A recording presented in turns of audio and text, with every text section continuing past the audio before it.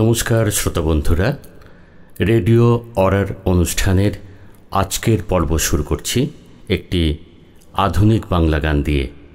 গানটির কথা, সুর ও শিল্পী বিশ্বরূপ ভট্টাচার্য।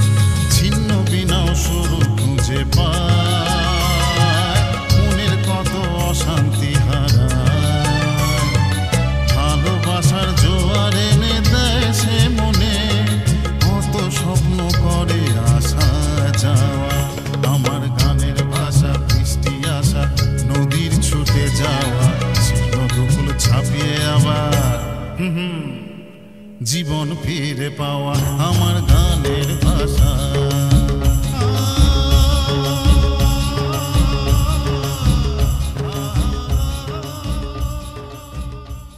আজকের নাটক সোনার কলম, রচনা হিমাদ্রি কিশোর দাশগুপ্ত, নির্দেশনা মানস কুমার লাই, অভিনয়ে ভাস্কর ভট্টাচার্য, দেবদাস নাথ, মানস কুমার লাই, অরুণ সাধু খাঁ, শান্তনু চ্যাটার্জি, সুধাংশু ঘোষ।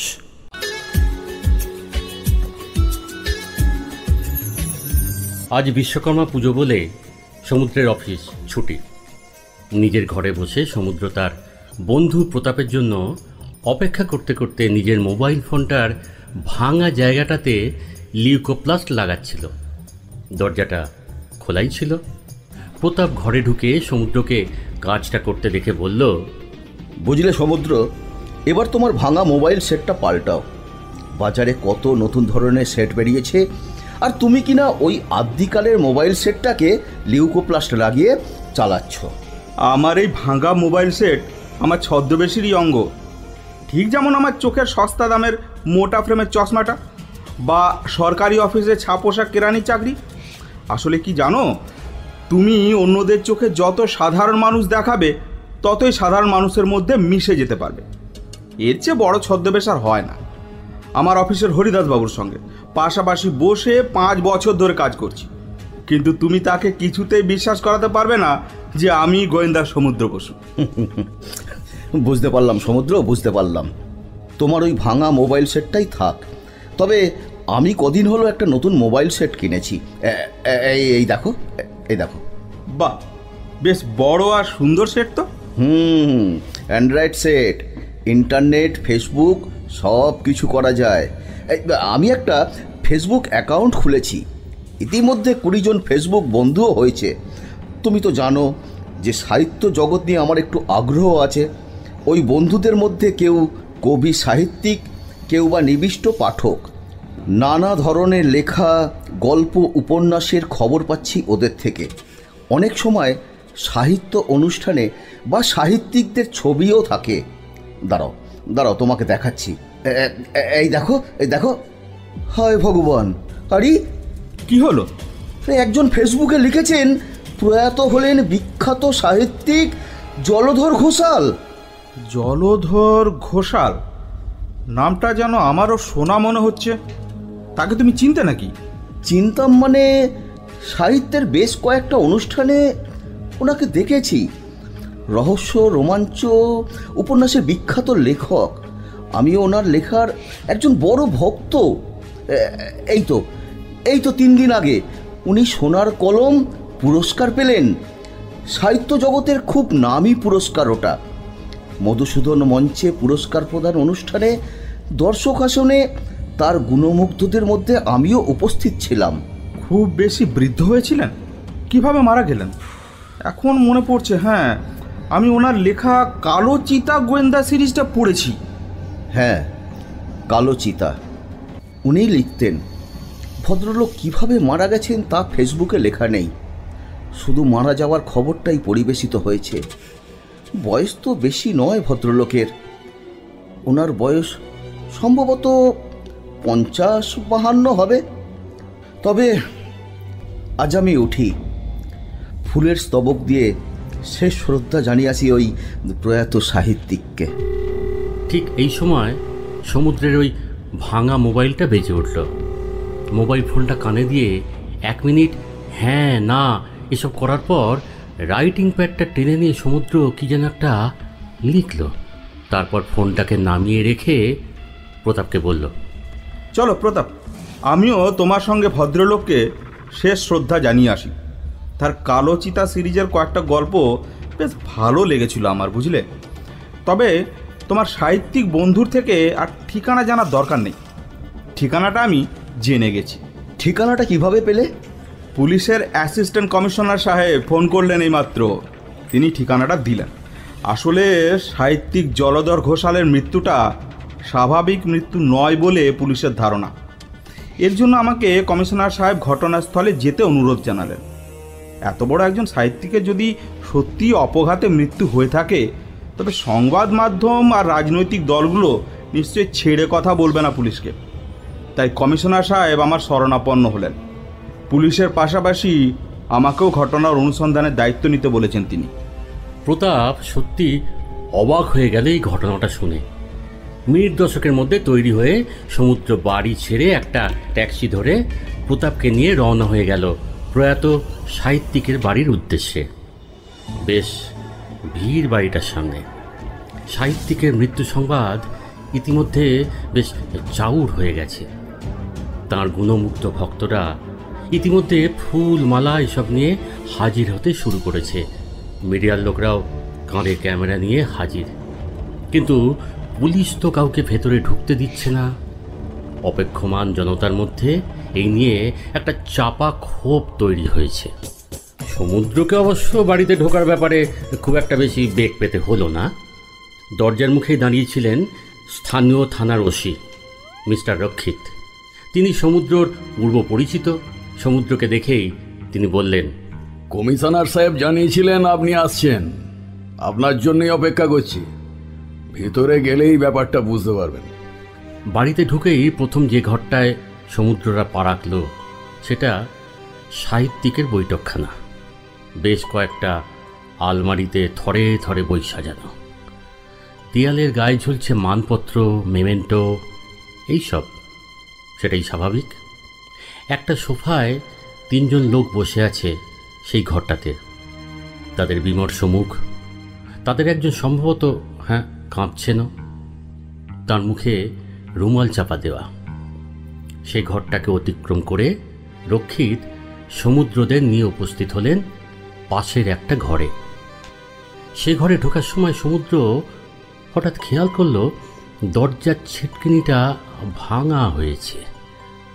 মাঝারি আকারের একটা ঘর, বই ঠাসা 2টো র্যাক এই ঘরেতেও আছে। তাছাড়া নানান ধরনের কাগজপত্র, ম্যাগাজিন অবিন্যস্তভাবে ঘরের এদিকে সেদিকে রাখা আছে।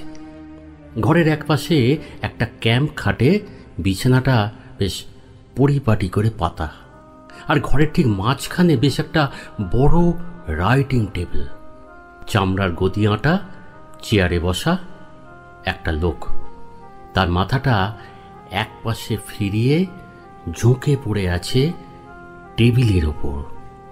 হ্যাঁ, সাহিত্যিক জলধর ঘোষাল। কয়েকজন পুলিশকর্মী রয়েছেন ঘরের ভিতর। সমুদ্ররা গিয়ে দাঁড়ালো টেবিলটার সামনে। সমুদ্র প্রথমে মৃত জলধর ঘোষালের মুখটাকে লক্ষ্য করল। মুখটা যেন মৃত্যু যন্ত্রণার একেবারে বিকৃত হয়ে গেছে। চোখের মণিগুলো ঠিকরে কেমন যেন বেরিয়ে আসতে চাচ্ছে। লিখতে লিখতে মৃত্যু হয়েছে ভদ্রলোকের। হ্যাঁ, টেবিলের ওপর একতারা লেখার কাগজের উপরেই ঢলে পড়েছেন তিনি। মৃত ব্যক্তির হাতটাও টেবিলের ওপরেই রাখা আছে। হ্যাঁ, সে হাতে তখনও তো ধরা আছে একটা সোনালি রঙের ফাউন্টেন কলম। আপনার কি মনে হচ্ছে? সমুদ্র নিচু হয়ে ঝুঁকে পড়ল মৃত সাহিত্যিকের মুখের ওপর। ভালো করে কি যেন দেখল সে। বারদুই জোরে জোরে শ্বাস টেনে কি যেন একটা শুঁকার চেষ্টা করল। তারপর সোজা হয়ে দাঁড়িয়ে বলল, আমার ধারণা এটা স্বাভাবিক মৃত্যু নয়, বিষক্রিয়ায় মৃত্যু ঘটেছে। সেই জন্যই মুখ অমন বিকৃত হয়ে আছে। তাছাড়া ঠোঁটের কষে এক বিন্দু শুকনো রক্তও লেগে আছে। এটা সম্ভবত হার্ট অ্যাটাক নয়। এই মৃত্যুর ব্যাপারটা প্রথমে নজরে এলো কিভাবে? আমারও ধারণা বিষক্রিয়া। মৃত্যু হয়েছে সম্ভবত 12-14 ঘন্টা আগে। রাইগার মোটিস শুরু হয়ে গেছে। ব্যাপারটা সবার নজরে আসে সকাল 8:30 নাগাদ। জলধর ঘোষাল সংসার পাতেননি। এই ভাড়া বাড়িতে তিনি একাই থাকতেন। একতলায় উনি আর দোতলায় বাড়ির মালিক। জলধরবাবু আত্মীয় বলতেই এক ভাইপো আছে। সে আবার জলধরবাবুর সহায়কেরও কাজ করে। রাতে না থাকলেও এ বাড়িতে তার রোজই যাওয়া আসা। তার নাম প্রকাশ ঘোষাল। আজ সকাল 7টা নাগাদ সে এ বাড়িতে আসে। সে দেখে এ ঘরের দরজা বন্ধ। তার ধারণা হয় যে রাত জেগে লিখে কাকা ঘুমোচ্ছেন। সে কাকার ঘুম ভাঙার জন্য অপেক্ষা করতে থাকে। 8টা নাগাদ এক প্রকাশক আসেন জলধরের থেকে লেখা নিতে। ভদ্রলোকের ফেরার তাড়া ছিল, তাই প্রকাশ আবার তার কাকার দরজাতে ধাক্কা দেয়। বেশ কয়েকবার দরজা ধাক্কাধাক্কি আর ডাকাডাকিতে দরজা না খোলাতে সন্দেহ হয় তার মনে। ইতিমধ্যে দরজা ধাক্কানোর শব্দে উপর থেকে নেমে আসেন বাড়িওয়ালা মাখন পাল। প্রকাশক, বাড়িওয়ালা ও ভাইপো 3 জন মিলে আরও এক প্রস্থ দরজা ধাক্কান। হাঁকডাকের পরেও জলধরবাবু দরজা না খোলাতে শেষে তারা দরজা ভেঙে ঢুকে দেখে এই অবস্থা। বাড়িওয়ালাই ফোন করে ব্যাপারটা পুলিশকে জানায়। পাশের ঘরেই তারা 3 জন আছে। আপনি কথা বলতে পারেন তাদের সঙ্গে। হ্যাঁ, বলবো। তার আগে ভালো করে ঘরটা দেখে নি। সমুদ্র প্রথমে খুঁটিয়ে খুঁটিয়ে দেখল টেবিলটা। টেবিলের অন্য জিনিসের মধ্যে আছে কয়েকটা বই, একটা কালি ভর্তি দোয়াত, ফুলদানির মতো একটা পাত্রে একগোছা নানান রঙের ফাউন্টেন পেন বা ঝর্ণা কলম। জলধরবাবুর হাতের কলমটাও দেখল সমুদ্র। সোনালি রঙের ফাউন্টেন পেন, নিবটা খোলা, কালো রঙের ক্যাপটা কলমের মাথায় পরানো। মৃত্যুর আগের মুহূর্তেও সম্ভবত তিনি লিখছিলেন বলেই মনে হচ্ছে। কলমটা ভালো করে দেখার পর সমুদ্র মন্তব্য করল, কলমটা তো সোনার কলম মনে হচ্ছে। টেবিলের অন্য কলমগুলোও বেশ দামি। লেখক মানুষ বলেই হয়তো দামি কলমের শখ ছিল। সেদিন সোনার কলম সাহিত্য পুরস্কারে ওনাকে একটা সোনার কলম, শাল, মানপত্র দেওয়া হয়েছিল। সেইটা মনে হয় এই কলমটাই। দেখো প্রতাপ, ক্যাম্প খাটের নিচে এঁঠো থালা বাটি আর জলের বোতল রাখা আছে দেখছি। সম্ভবত ভদ্রলোক রাতের খাওয়া সেরে লিখতে বসেছিলেন। রক্ষিতবাবু, আপনি এই থালা, জলের বোতল, ওষুধের শিশিগুলো ফরেন্সিক টেস্টের জন্য পাঠান। দেখা যাক ওতে বিষাক্ত কিছু পাওয়া যায় কিনা। কিন্তু প্রতাপ, এখন প্রশ্ন হলো, জলধরবাবু নিজে বিষ খেলেন নাকি তাকে কেউ বিষ? ওর পাঞ্জাবির পকেটগুলো একবার দেখুন তো। সঙ্গে সঙ্গে একজন কনস্টেবল মৃতের পাঞ্জাবির পকেট হাতড়াতে পকেট থেকে শুধু একটা কাগজ বেরিয়ে এলো, একটা লিফলেট, জলধরবাবুর সংবর্ধনা অনুষ্ঠানের। কাগজটাতে লেখা, রাধা বিনোদ স্মৃতি স্বর্ণ কলম সাহিত্য পুরস্কার, প্রাপক প্রখ্যাত সাহিত্যিক শ্রী জলধর ঘোষাল। এই শিরোনামের পর জলধর ঘোষালের একটা সংক্ষিপ্ত জীবনী আর অনুষ্ঠানের স্থান কাল এসব দেয়া আছে। সমুদ্র সেটা দেখিয়ে প্রতাপকে বলল, বুঝলে প্রতাপ, সোনার কলম পুরস্কারের পুরো নামটা জানলাম। এখন খেয়াল হচ্ছে বুকে সাদা রঙের কাজ করা গেরুয়া রঙের এই পাঞ্জাবিটা পরেই তিনি পুরস্কার নিতে গেছিলেন। এই লিফলেটটা সভাস্থলে বিলোনো হচ্ছিল, তাই ওনার পকেটে রয়ে গেছে। হ্যাঁ, এটা এটা আমার কাছেও একটা আছে। মিস্টার রক্ষিত, এ ঘরে আপাতত আমার কাজ শেষ। আমি এবার এক এক করে ওই 3 জন লোকের সঙ্গে কথা বলবো, আর বাইরের লোকেদের জানিয়ে দিন যে আপাতত তাকে শ্রদ্ধা প্রদর্শন করা যাবে না, বডি পোস্টমর্টমে যাবে। বাড়িরই অন্য একটা ঘরে গিয়ে এবার বসল সমুদ্র, প্রতাপ আর মিস্টার রক্ষিত। একজন কনস্টেবল প্রথমে সে ঘরে হাজির করল বছর 30-এর এক যুবককে, জলধর ঘোষালের ভাইপো প্রকাশ। রুমাল দিয়ে ঘন ঘন চোখ মুছছে সে। দৃশ্যতই সে খুব ভেঙে পড়েছে। সমুদ্র তাকে বলল, এ সময় আপনাকে বিব্রত করতে খুব খারাপ লাগছে, তবু কয়েকটা কথা জিজ্ঞাসা করছি। আপনি কোথায় থাকেন? শুনেছি আপনার কাকার অ্যাসিস্ট্যান্টের কাজ করতেন। কি কি কাজ করতে হতো আপনাকে? বেতন পেতেন? হ্যাঁ, মানে আমি দক্ষিণ কলকাতার ওই নাকতলাতে থাকি, স্ত্রী পরিবার সবাইকে নিয়েই। কাকা তো লেখা নিয়েই মগ্ন থাকতেন, আর অন্য সব বাইরের কাজই আমি করতাম। প্রকাশকদের সঙ্গে যোগাযোগ রাখা, লেখা, কাগজপত্র দেওয়া নেওয়া, ব্যাংক, পোস্ট অফিস ইত্যাদি সব কাজই। এসব কাজের জন্য 7,000 টাকা প্রতি মাসে পেতাম। এই দুর্মূল্যের বাজারে ওই টাকাতে সংসার চলে আপনার? আর কিছু করেন নাকি আপনি? হ্যাঁ, মানে ওই শেয়ার মার্কেটে সামান্য কিছু কাজকর্ম করি, ওতে ওই ধরুন আরও 1000 কয়েক টাকা আয় হয়। আপনার কাকার সঙ্গে শেষ কবে কখন দেখা হয় আপনার? গতকাল রাতে। আমি এই পাড়ারই অন্নপূর্ণা কেবিন থেকে রাত 8টা নাগাদ খাবার কিনে দিয়ে যাই। দুপুরে ইদানিং তিনি ওখানেই গিয়েই খান, আর ওই রাতের খাবার এনে দিয়ে আমি বাড়ি চলে যাই। গতকাল রাতেই শেষ দেখাটা হলো। আচ্ছা প্রকাশবাবু, উনি কি বরাবর হোটেলেরই খাবার খান? না না, এই গত 20 বছর তিনি এই বাড়িতেই পেইং গেস্ট হিসেবে থাকতেন, এখানেই খেতেন। তবে ওই 1 মাস হলো বাড়িওয়ালার সঙ্গে তার মনোমালিন্য হলো, তারপর তিনি হোটেলের খাবার খাওয়া শুরু করলেন। আচ্ছা প্রকাশবাবু, কি নিয়ে মনোমালিন্য? আসলে বাড়িওয়ালা বাড়িটা ছেড়ে দিতে বলছিলেন, এই ব্যাপার নিয়েই মনোমালিন্য আর কি। বুঝেছি। একটা শেষ প্রশ্নের উত্তর দিয়ে আপনি যেতে পারেন। কাকার মৃত্যুতে তার টাকার উত্তরাধিকারী কি আপনি? হ্যাঁ।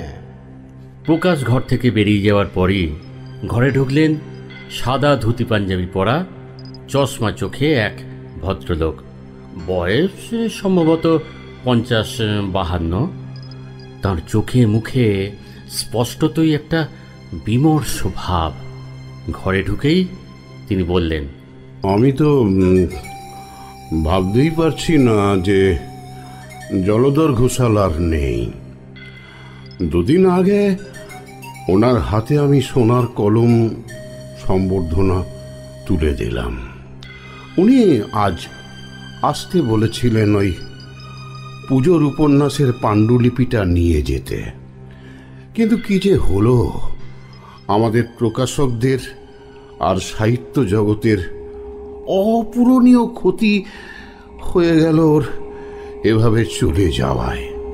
আচ্ছা, মৃত্যুর সময় হাতে ধরে থাকা সোনার কলমটা কি তবে আপনারই দেওয়া?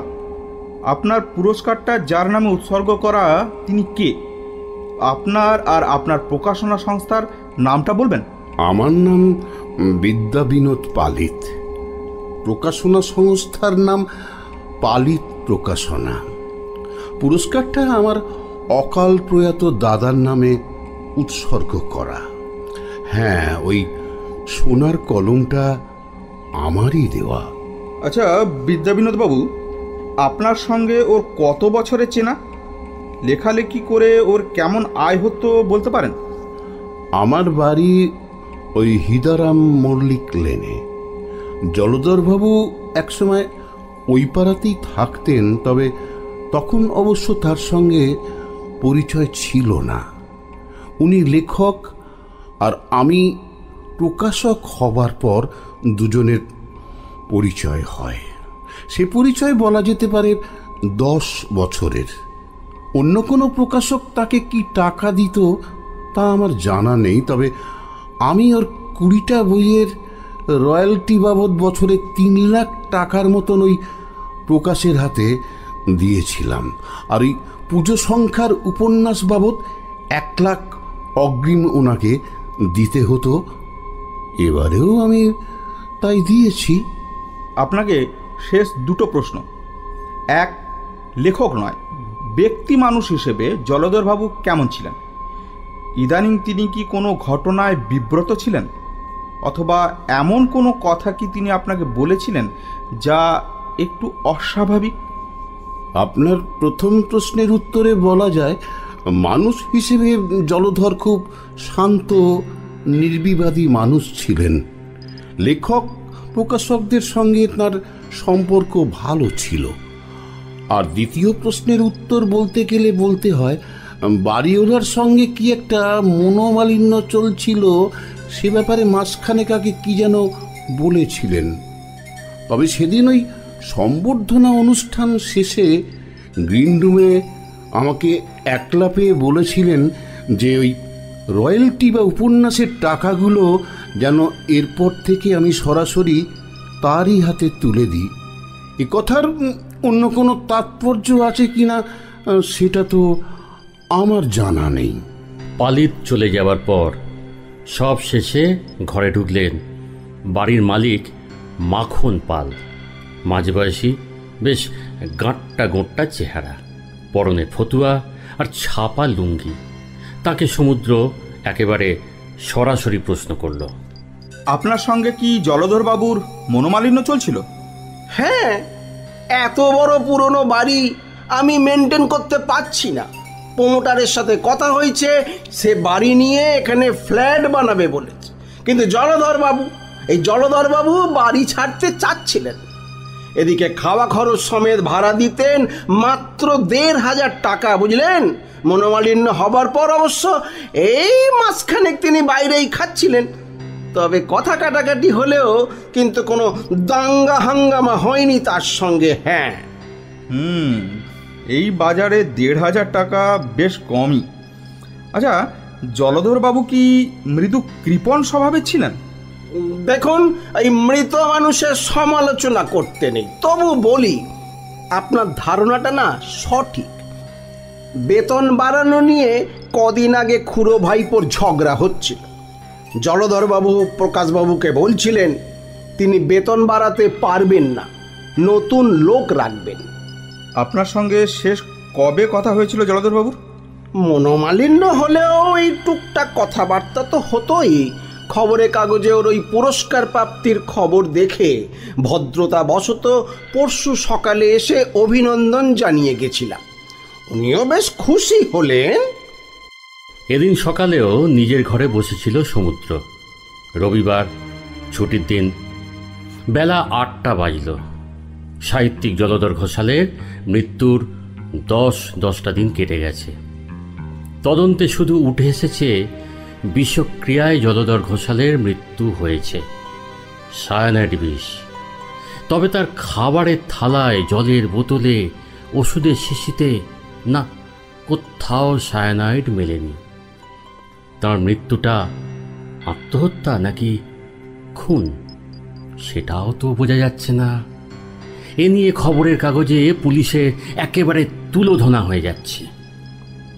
এদিনের খবরের কাগজে তেমনই একটা লেখা বেরিয়েছে, সেটাই পড়ছিল সমুদ্র। এমন সময় ঘরে ঢুকল প্রতাপ। সে সমুদ্রকে প্রথমেই জিজ্ঞেস করল, জলধরবাবুর মৃত্যুর রহস্যর ব্যাপারে আর কিছু এগোনো গেল? না হে প্রতাপ, কিচ্ছু এগোয়নি। এই কেসটাতে সমুদ্র বসু মনে হয় পরাস্তই হলো। জলধর বাবুর মৃত্যুটা যদি খুনের কেস বলে ধরি, তবে তার খুনে লাভবান হবে প্রকাশ ঘোষাল আর মাখন পাল। তাদের কেউ যদি খুনটা করে থাকে, তবে কি পদ্ধতিতে জলধর বাবুকে বিষ খাওয়ালো সেটাই তো পরিষ্কার নয়। আজ বিকেল 5টায় কলেজ স্ট্রিটে একটা ছোট হলে সাহিত্যিক জলধর ঘোষালের স্মরণ সভা পালিত প্রকাশনার উদ্যোগে হচ্ছে। আমি যাব ভাবছি। আচ্ছা সমুদ্র, তুমি যাবে? এই দেখো, এই যে ইনভিটেশন কার্ড। কার্ডটাকে হাতে নিল সমুদ্র। কার্ডে জলধর ঘোষালের একটা ছবিও ছাপা হয়েছে। নিজের ঘরের সেই রাইটিং টেবিলে বসে আছেন সাহিত্যিক। তার সামনে একতারা কাগজ। হাতের কলমটা ঠোঁটে ছুঁয়ে নিবিষ্ট মনে কাগজের দিকে তাকিয়ে ভাবছেন জলধর ঘোষাল। ছবিটা কয়েক মুহূর্ত দেখার পরেই সমুদ্র উঠে দাঁড়িয়ে বলল, প্রতাপ, চলো তো আরেকবার জলধর ঘোষালের বাড়ি যাব। আমি রক্ষিতকে ফোন করে দিচ্ছি, যাতে ওরা লোক পাঠিয়ে ঘরটা খুলে দেবার ব্যবস্থা করে। এরপরে আধ ঘন্টার মধ্যেই জলধর ঘোষালের বাড়ির সামনে পৌঁছে গেল সমুদ্ররা। পুলিশও এসে গিয়েছিল। ঘরটা খুলে দিল তারা। এক ভদ্রমহিলা, সম্ভবত তিনি মাখন পালের স্ত্রী হবেন, তিনি দোতলার ব্যালকনি থেকে জানালেন যে মাখন পাল বাড়ি নেই। বিকালে তিনি জলধর ঘোষালের স্মরণ সভায় যাবে বলে ফুল কিনতে গেছেন। পুলিশ কর্মী আর প্রতাপকে নিয়ে মৃত সাহিত্যিকের সেই ঘরটাতে ঢুকল সমুদ্র। ঘরের সব জিনিস মোটামুটি একই রকম আছে। সমুদ্র টেবিলের কাছে গিয়ে পকেট থেকে ম্যাগনিফাইং গ্লাসটা বার করে সেটা দিয়ে কলমদানিতে রাখা কলমগুলো এক এক করে তুলে নিয়ে কি যেন একটা পরীক্ষা করল। তারপর প্রতাপকে বলল, প্রতাপ, আপাতত আমার এখানকার কাজ শেষ। আমাকে এখন অন্য জায়গায় যেতে হবে। তুমি ফিরে যাও। আশা করছি কলেজ স্ট্রিটে জলধরবাবুর স্মরণ সভায় তোমার সঙ্গে দেখা হবে। 5টাতেই স্মরণ সভায় পৌঁছে গেল প্রতাপ। ছোট হলঘরটাতে বেশ ভালোই ভিড় হয়েছে। মঞ্চে একটা টেবিল ও কটা চেয়ার। টেবিলের ওপর প্রয়াত সাহিত্যিক জলধর ঘোষালের একটা বড় ছবি বাঁধানো, ঠিক যে ছবিটা ছাপানো হয়েছে আমন্ত্রণপত্রে। সেই ছবিটার পাশে একটা 13-14 বছর বয়সী ছেলের বাঁধানো ফটোগ্রাফও আছে। দর্শকের ভিড়ের মাঝে সমুদ্র, প্রকাশ ঘোষাল, মাখন পাল আর সাদা পোশাকে মিস্টার রক্ষিতকেও দেখতে পেল প্রতাপ। সমুদ্রের সঙ্গে চোখাচোখি হতেই সে ইশারায় চুপ থাকতে বলল তাকে। নির্ধারিত সময়েই অনুষ্ঠানটা শুরু হলো। প্রথমেই মঞ্চে উঠে বিদ্যা বিনোদ বললেন, আজকের এই স্মরণ সভায় প্রয়াত সাহিত্যিক জলধর ঘোষালকে আমরা শ্রদ্ধা জানাব। তিনি কদিন আগেই রাধা বিনোদ স্বর্ণকলম পুরস্কার পেয়েছিলেন। ঘটনাচক্রে আজ আমার অকাল প্রয়াত ভ্রাতা রাধা বিনোদেরও মৃত্যুদিন। মঞ্চে তার প্রতিকৃতিও আছে, তাতেও মাল্যদান করব আমরা। মাল্যদান পর্ব এরপর শুরু হলো। প্রথমে মালা দিলেন বিদ্যা বিনোদী। ছবি দুটোতে মালা দিতে গিয়ে একেবারে কান্নায় ভেঙে পড়লেন তিনি। এরপর জলধর ঘোষালের আত্মীয় স্বজন, গুণমুগ্ধ ভক্তরা তার প্রতিকৃতিতে মালা দিল। তাদের মধ্যে প্রকাশ, মাখন পালও ছিল। প্রতাপও মালা দিল। এরপর শুরু হলো লেখকের সম্বন্ধে বক্তৃতা। বেশ কয়েকজন লেখক, প্রকাশক, ভক্ত সংক্ষিপ্ত বক্তব্য রাখলেন প্রয়াত সাহিত্যিককে শ্রদ্ধা জানিয়ে। এভাবে ঘণ্টা 2 সময় কেটে গেল। ঠিক 7টায় অনুষ্ঠান শেষ হলো। সভা ভেঙে যেতেই লোকজন সব বেরিয়ে পড়ল ঘর থেকে। রয়ে গেল শুধু সমুদ্র, প্রতাপ, প্রকাশ, মাখন পাল, রক্ষিতার সাদা পোশাকের পুলিশ কর্মী। আর বিদ্যা বিনোদ অবশ্য মঞ্চের উপরেই ছিলেন। সমুদ্র প্রতাপকে ইশারা করলেন মঞ্চের দিকে যাবার জন্য। সমুদ্র প্রতাপ আর রক্ষিতকে সঙ্গে করে উঠে পড়ল মঞ্চে। তাদের দেখে তো বিদ্যা বিনোদ বেশ ঘাবড়ে গেল। বিদ্যা বিনোদ বললেন, খুব ভালো লাগলো আপনারা এসেছেন বলে। আবার নিশ্চয়ই দেখা হবে। বিদ্যা বিনোদ বাবু, আপনাকে যে আমাদের সঙ্গে থানায় যেতে হবে এখন। কেন থানায় কেন? আপনি তো সোনার কলমটা জলধর ঘোষালকে উপহার দিয়েছিলেন, তাই না? ওর মৃত্যু ঘটিয়েছেন আপনি। এসব এসব কি বলছেন আপনি? জলধর ঘোষালের একটা অভ্যাস ছিল লিখতে লিখতে চিন্তা করার সময় কলমের মাথাটা কামড়ে দেওয়া। এ অভ্যাস অনেকেরই থাকে। জলধরবাবুর টেবিলে রাখা অন্য কলমগুলোর মাথাতেও দাঁতের দাগ দেখেছি আমি। এই অনুষ্ঠানের আমন্ত্রণ লিপিতেও জলধরবাবুর ওই রকম ভঙ্গিমার একটা ছবি ছাপা আছে। লেখকের ওই অভ্যাসের কথা আপনি জানতেন? আপনি জলধরবাবুকে যে সোনার কলম দিয়েছিলেন তার ক্যাপে সায়ানাইড মাখানো ছিল। আপনি জানতেন তিনি কোনো না কোনো সময় ওখানে মুখ দেবেন। কলমটা পুলিশের হেফাজতে আছে। ওর ক্যাপে বিষের অস্তিত্ব প্রমাণ করা কঠিন হবে না। আমি আমি আমি আমি খুন করতে কেন যাব ওকে? দেখুন বিদ্যা বিনোদ বাবু, আমি আপনার পাড়ায় আজ ঘুরে এসেছি, যেখানে জলধরবাবু একসময় থাকতেন। আপনার পাড়ায় আমার পরিচিত লোকের মুখে আমি জেনেছি যে আপনার ভাইয়ের অকাল মৃত্যুর সঙ্গে জলধর ঘোষালের একটা সম্পর্ক ছিল। ব্যাপারটা আপনি বলবেন না আমি বলবো? হ্যাঁ হ্যাঁ হ্যাঁ আমি সায়ানাইড মাখিয়েছিলাম কলমে। আমি আমি আমার দাদার মৃত্যুর প্রতিশোধ নিলাম ওই সোনার কলম দিয়ে। তাহলে সে ঘটনার কথা আমি আপনাদের বলি। 35 বছর আগের ঘটনা। জলধর ও আমার দাদা রাধা বিনোদ তখন আমার থেকে 1 ক্লাস উঁচুতে ক্লাস 10-এ পড়ে, একই স্কুলে। জলধর আমার দাদার বরাবরই শখ ছিল নানা ধরনের কলমের। একদিন দাদাদেরই ক্লাসের এক সহপাঠী একটা সোনালি ঝর্ণা কলম নিয়ে হাজির হলো স্কুলে। জলধর আর দাদা দুজনে তার কাছ থেকে কলমটা কিনতে চাইল, কিন্তু সে রাজি হলো না।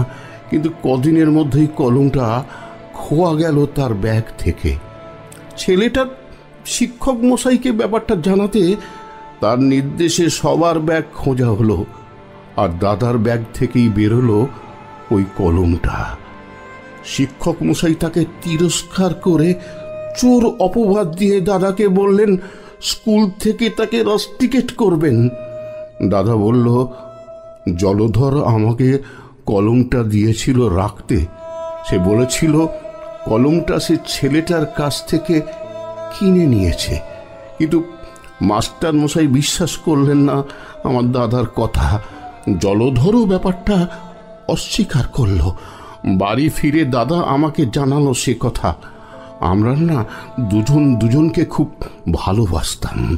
সেদিন রাতেই দাদা লজ্জা অপমানে স্কুল থেকে বহিষ্কারের ভয়ে গলায় দড়ি দিয়ে দাদার সেই গলায় ফাঁস লাগানো জিভ বার করা ঝুলন্ত দেহটা আমি আজও চোখ বন্ধ করলে দেখতে পাই। দাদার মৃতদেহ দেখার পরেই আমি সিদ্ধান্ত নিয়েছিলাম যে একদিন না একদিন এই ঘটনার আমি প্রতিশোধ নেব। এত বছর পরে ভাবনাটা মনে পুষে রেখেছিলাম, তাই তো এবারে আমি প্রতিশোধ নিলাম। এবার উঠুন, থানায় যেতে হবে। এক মিনিট আমার দাদার ছবিতে যাবার আগে শেষ ভালোবাসাটা আমি জানাই। এই বলেই তিনি রাধা বিনোদের ছবিটা তুলে নিলেন টেবিল থেকে। পরম মমতায় ছবিটাতে হাত বুলিয়ে যেন চুমু খেলেন ছবির ফ্রেমে। কিন্তু না, তিনি ছবিটার টেবিলে নামিয়ে রাখতে পারলেন না। তার আগেই তিনি ঢলে পড়লেন মাটিতে। তাকে যখন ধরাধরি করে টেবিলের ওপর শোয়ানো হলো, তখন আর তার দেহে প্রাণ নেই। তার মুখটা একেবারে বিকৃত হয়ে গেছে। তাহলে কি তিনি আর নেই?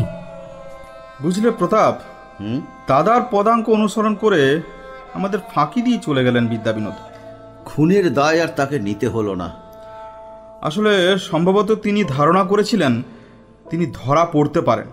ছবির ফ্রেমটাতেও তিনি বিষ মাখিয়ে রেখেছিলেন ওই সোনার কলমটার মতো। বিষটা নিশ্চয়ই সায়ানাইড, নইলে এত দ্রুত মৃত্যু ঘটতো না। প্রতাপ, আজকের অনুষ্ঠানে তোমার দেওয়া ওই আমন্ত্রণ লিপিতে জলধর ঘোষালের ঠোঁটে কলম ছোঁয়ানো ছবিটাই যাবতীয় রহস্যের সমাধান ঘটালো বলতে পারো। একদম ঠিক বলেছ। চলো প্রতাপ, গাড়িতে ওঠা যাক। চলো মিস্টার রক্ষিত, চলুন। হ্যাঁ, চলে আসুন। চলুন।